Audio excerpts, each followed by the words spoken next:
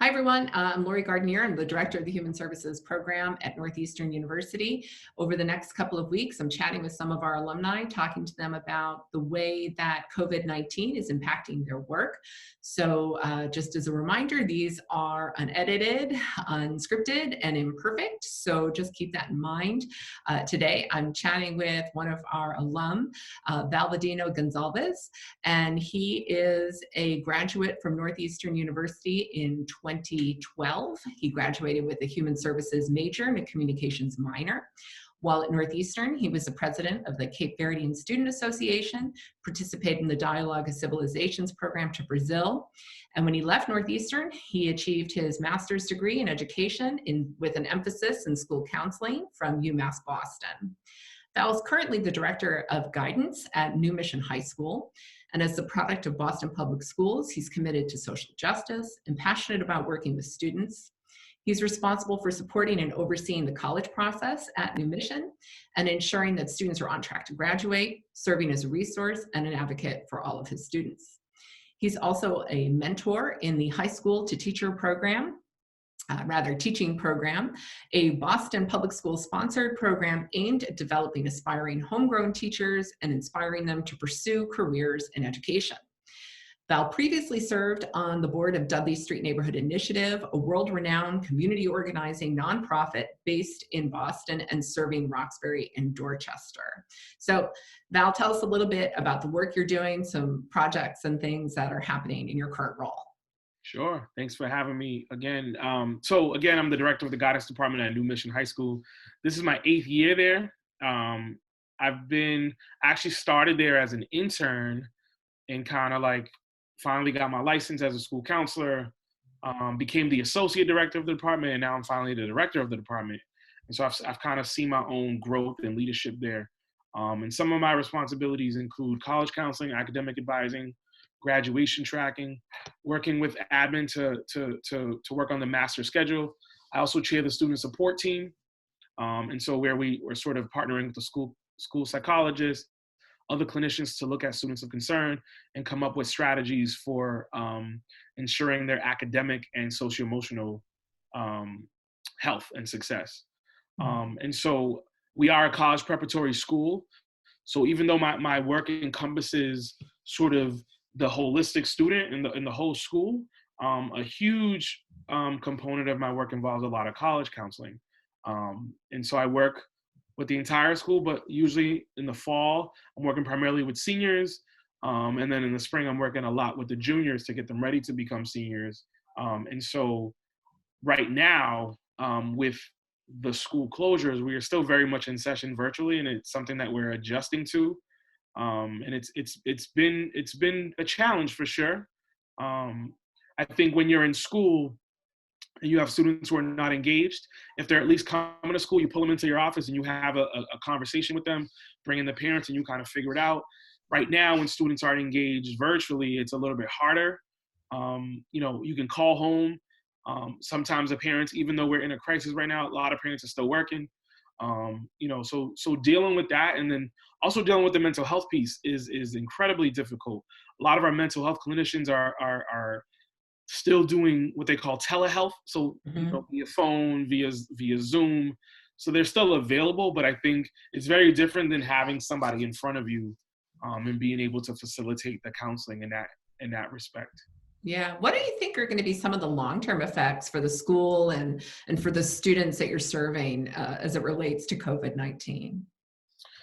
Yeah, I mean, I'm answering that in two ways. I think I'm gonna start with the positive long-term effects, right? I think even though I don't think anyone wants to be in this situation, I think there's some good here, right? I think we are, I think for our teachers in particular, literally on the drop of a dime, they're asked to sort of change their entire curriculum and structure and just go online, right? And so I think our teachers have adapted really well, and I think this I think in the future will allow for more increased technology. If we have students who can't be in school due to illnesses, etc., actually having them participate daily, I think that'll, that's a wonderful sort of tool to help with truancy, right? I think, but at the same time, I'm, I'm thinking of students that have IEP, special need population, and so there's equity issues. There's sort of, how are we ensuring we're reaching and reaching those students and differentiating and modifying and helping and following their IEPs, right? That to me is a little bit more difficult, and I think obviously there's going to be a learning gap. And when you think about poorer communities, I think in Boston in particular, um, the the impact we may see a negative impact, even though I think there's some positives here. We may see this negative impact for years and years and years to come because of the amount of time the students are going to be away from school, especially the ones that aren't necessarily engaged right now. Right. No, I think that's right, and I think there's going to be really unforeseen ripple effects that are going to be with us for a while.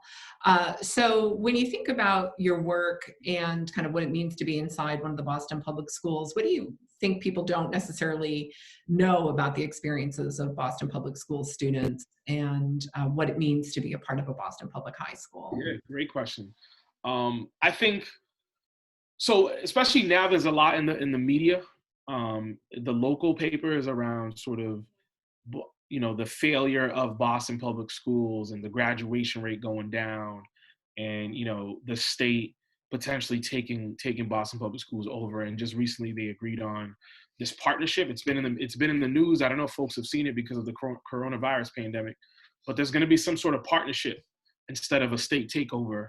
But what led to that was sort of all this, a lot of negative reviews and poor data. And I think what people don't know is how resilient our kids are. And I think right now during this pandemic is a true example to it, right? I think students in more affluent communities are home and a lot of their parents are home with them. Whereas in our communities, a lot of our kids are still working, right? Mm-hmm. A lot of our parents are still working.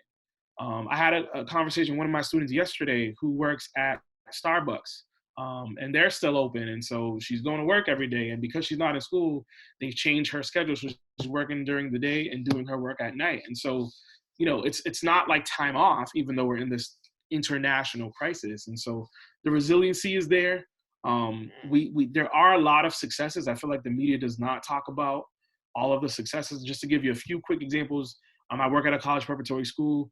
This year, I think, although I was very frustrated with my senior class this year, it's been one of our more popular senior classes. For the first time ever, we have a student going to MIT, 2 students that got into Harvard, 2 Wow. students that got into Dartmouth, right? That's never in the news, right? And I think we look at the graduation rate, and yes, it did go down by 2 points this past year. But that's not a failure of Boston Public Schools, right? I think we actually have tons of programs, credit recovery programs, night school, right? So many options for students to graduate on time. And so if a student's still not graduating on time, is it actually our fault as a school system? Of course, there's a level of blame there, but I think let's look at housing, right? Let's look at sort of violence in our communities, right? If a student doesn't have a steady community, how do we expect them to graduate on time and focus on school? And so who gets that blame, right?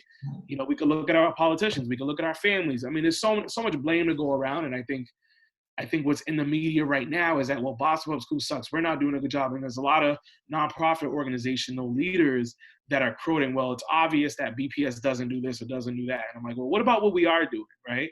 Why aren't we getting quoted, right? The folks that are kind of like, I always say, we're in the trenches, right? No one's talking to us, and kind of like, no one's going into our schools, and no one has real, no one actually knows what's happening, right? They're looking at the data, right? And the data doesn't necessarily speak for itself. I think there are faces behind that data.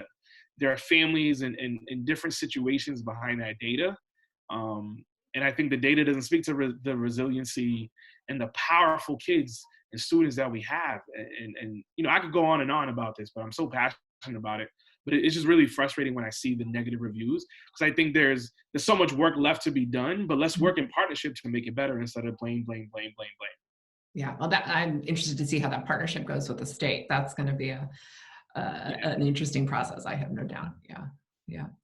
So thinking about kind of the future and how it relates to where we are in this really strange situation, and we resume some level of normalcy, what can we hope for to be hopeful?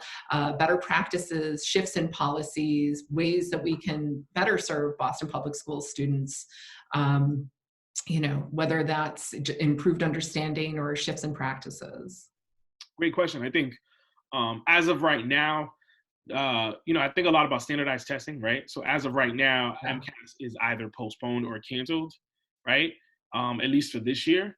Yeah. And I think thinking about the partnership with the state, can we be more innovative in how we um, measure this data, right? Or have different metrics for looking at data instead of this one standardized test, Yeah. right? Because I think outside of graduation rates, where the state's looking at MCAS, right? The critics are looking at MCAS, and so if your MCAS score is not great, then that means your school's not great. And I know that that's not actually true, Mm-hmm. but the pundits and the critics do. And so I think, like I mentioned earlier, like I think this pandemic is allowing for more innovation from a technological virtual standpoint, and I would love to see the motivation around standardized testing and assessing. I do believe that we should assess our students for learning, right? But I don't believe that we should assess in one way only, right? I think about our special needs population, right? Some of the brightest students I've ever met, but if they can't pass this one test, they can't get a high school diploma. And I think that's ludicrous, right? I'm hoping that, I think what we're learning, education aside, is that there are a lot of things are possible right now, right? Because we have no choice. Yeah. And so from an educational standpoint, when we do have choice, let's actually be innovative and intentional around some of the choices and decisions that we're making that impact our kids, especially our most vulnerable kids. Yeah. That's a great way to end. I think that's absolutely right. And I think so much is going to be turned over on its head in terms of all levels of testing throughout high school and for college entrance. So I think this is a really interesting inflection point for us all. Yeah. Thank you so much. It was so great to connect with you, Val. This was really wonderful. And I hope we get a chance to see you in person soon. All right. Thank you. Thanks.